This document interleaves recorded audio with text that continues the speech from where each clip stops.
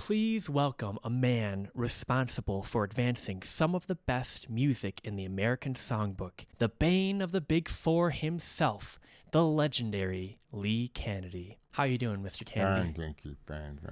I'm online on the social media website called Getter. My handle is at Pray4Ryan. I started posting videos of the legendary Lee Canady up there. One person commented who might know you, and so I'm going to go find that comment and read it for you and see what you think. This is from a man named Michael that seems to have met you and known you and spent some time with you way back in the day when you had Lee's Monroe Music. So this is from Michael from Getter.com. Yes, I knew that music store and Lee. He was in the audience a number of times when bands I performed with in various clubs throughout Motown back in the 60s and years after that we were active. Lee and I liked much of the same music and many of the musicians who performed that music. My parents loved good music, so naturally I grew up listening, dancing, and doing impressions of Billy Eckstine for my folks' friends at house parties. I was probably 7 or 8 years old. I tinkered on the keyboard and then purchased my first guitar for $26 in the early 1960s with Codicil, the guy who sold it to me, and he gave me lessons to get started. He was getting a new Martin for Christmas that year. I joined a band the following year and continued for years. And then he says, I formed a band back in 1975 to entertain for the opening of what was formerly and now Cliff Bell's on Park. Great room, and Martha Jean's daughter, Diane, when in town, would sit with us when we would sing Marvin Gaye and Tammy Terrell duets like Ain't No Mountain High Enough, You're All I Need, and Real Thing. Beautiful girl, terrific voice, and strong keyboard skills. The owners and staff from World Football League Detroit Wheels would be at the club every night. In those days, during summer, there was a tour limo that would take guests from club to club. However, the real party folks were Norm Cash, Gates Brown, and Earl Wilson from the Detroit Tigers, along with Joan Jackson, Ed Wingate, Holland Brothers, Norm Whitfield, and crew from Golden World who liked the ponies. Oh, yeah.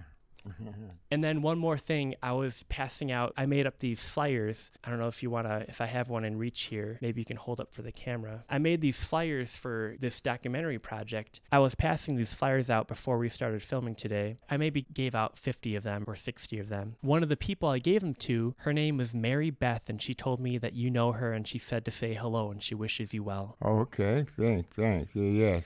I see her all the time. Well, great. Yeah, thank you. Well, they're nice people up there. Oh, yes. It's a very nice area. So I'm going to name these names from that comment, see if you recognize any of these names. Norm Cash, Gates Brown, Earl Wilson from the Detroit Tigers. Earl Wilson, I was affiliated with people that knew Earl Wilson, that we'd be together a lot. I was in his company, Gates Brown, too. And then there was also Joan Jackson, Ed Wingate. Ed Wingate, I know the people. He was in the music business, Ed Wingate. He had Edwin Starr. He was on Davidson, called Golden World. That was Ed Wingate. Do you remember how you met him or when you would see him? Different function, parties. In fact, one of the Wingates married a girl from my hometown. My wife knew her at the time. You know, they say if the wives get along, you'll get along with the husband. See, my wife did hair at the time, and she would do her hair, Oh, yeah, your wife, she did hair for Aretha Franklin's sister. Right, neighborhood people like that. Yeah. Well, that's very cool that you live in the same neighborhood as Aretha Franklin. So when I came here, this person from my hometown was married to one of the Wingate. In fact, one of the girls in my group called the Moniques married a Wingate, married his nephew. At that time, there's different people who always meet somehow in the same clique and in that era. And I was everywhere, and I was known, and people knew me. Just a couple more names that were mentioned by this fellow on Getter.com. Holland Brothers. Holland, I know them too because they was in the music business. Their office was right behind me. They had Brian Holland, and they was with Motown for a minute there when they started out. Then they had their own label. They had Chairman of the Board. Invicta Label was the label. They was in Cadillac Square. They were big writers. You knew Golden World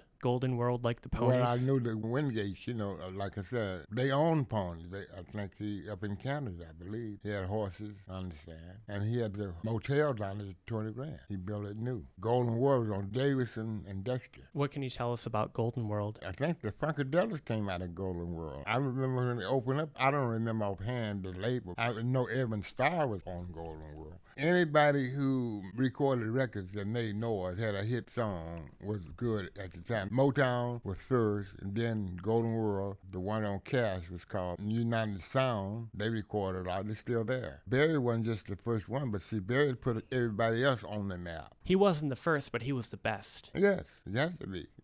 I would say that about you then. Maybe you weren't the first black record store owner in Michigan, but you were the best black record store owner in Michigan. Billboard magazine even recognized you, as we read earlier. Yes, they did. I was very grateful for that. What I was impressed, the very first American award, it was black. It was called Rhythm Blues Soul Award or something. I don't remember. It was American Award, but the Floaters sang the opening song on that. They came on dancing. Floaters was owned by Wade Bridges, who was called Butterball. At the time, he was a disc jockey at WCHB. I helped him get the record hit, and it was really big. The very first Soul Award, they advertised my store, sponsored the show, Lee's Monroe Music. I don't remember the name, what year it was, but the very first one, if you can Google it, I'm sure you come up with it. But Lee's Monroe Music was the sponsor. I'm not sure whether that nationwide or wherever. That's still historic. The very first award, when we got to award record, I forget what it was. I got it on an 8-track tape over there now. At the same time, Ray Charles, he sang America. Yeah,